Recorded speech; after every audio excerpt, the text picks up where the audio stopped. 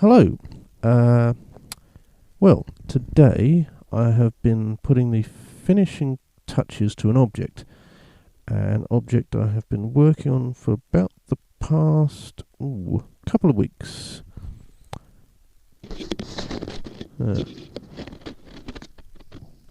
This in front of me here is the object in question. Ooh, you're immediately saying, what is that? We can't tell what it is. I'll hold it in my hand and then you'll get some idea. Now, if you're British, what you can see here, particularly if you're part of my generation, you would call a slinky.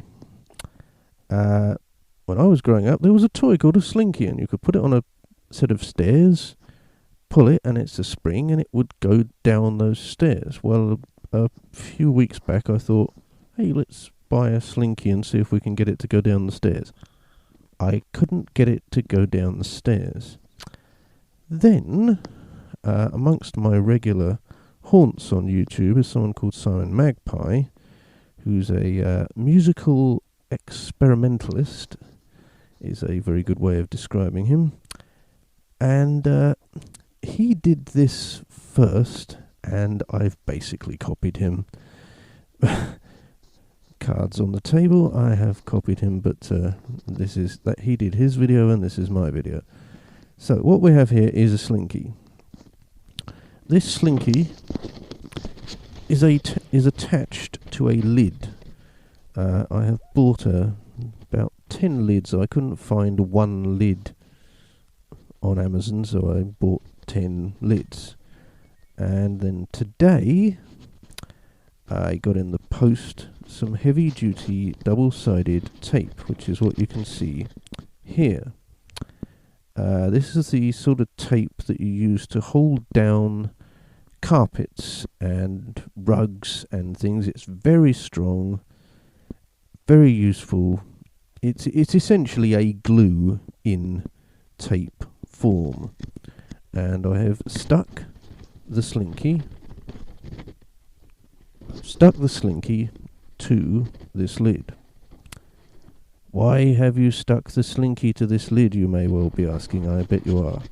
Well, on the other side of this object, what we have here is something called a contact microphone, and you have just heard from that contact microphone, because if I touch it, it picks up vibrations. It's not an ordinary microphone like the one I'm talking to right now. Ordinary microphones pick up sound directly.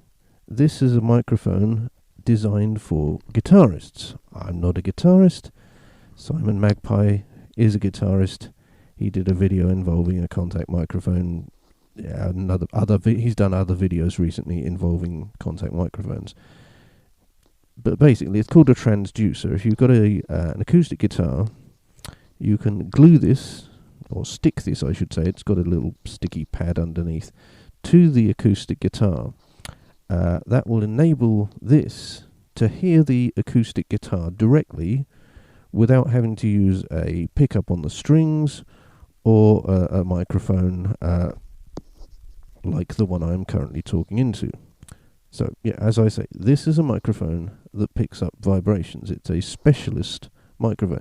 It's not an expensive microphone. I bought this one for, I don't know, less than a tenner, about £5, something like that. Not very expensive at all. So, what does all this add up to? Well, you've seen the title of this video. So,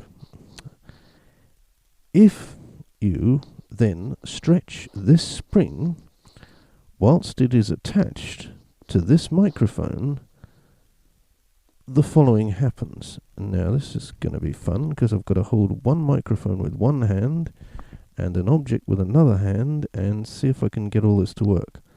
So, if I pull that up like that, and by the way, this thing loves cables, so I'm desperately trying not to get any of the cables near to it.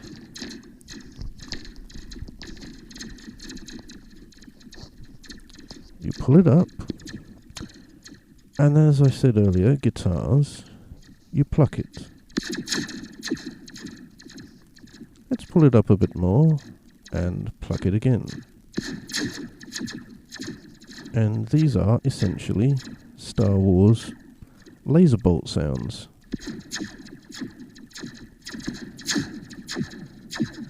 I can go up quite a long way. I've lifted it way above my head now.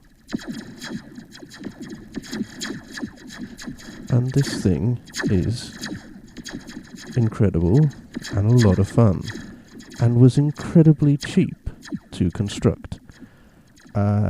This slinky was, I think, no more than about 10, maybe 15 pounds. As I said, the contact microphone was less than 10 pounds. The tape to stick the slinky to the lid that the contact microphone on was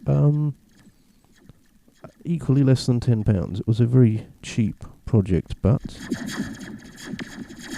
produces a very interesting and fun sound effect. Now, I'm going to get it off my knee, but try not to get the cables caught up in it. And I'm going to hold it up as high as possible. As I keep saying, this thing loves cables, and I'm desperately trying to not get them caught up in it, because it's very faffy if they do. So let's pull it up as high as possible. And twang.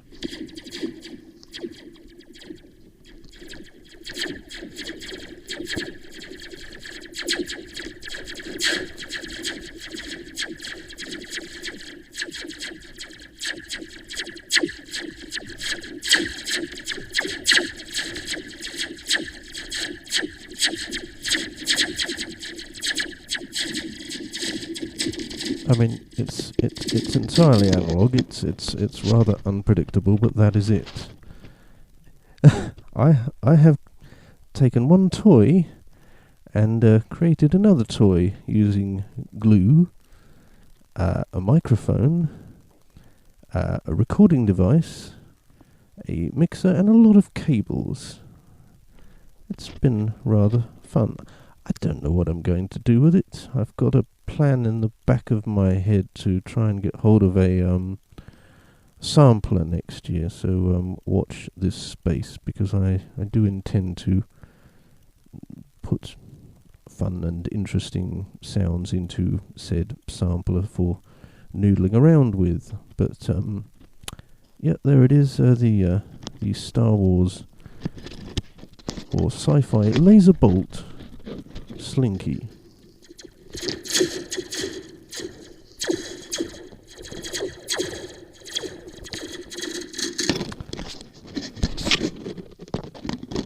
Thank you for watching. I hope you've enjoyed that as much as I have.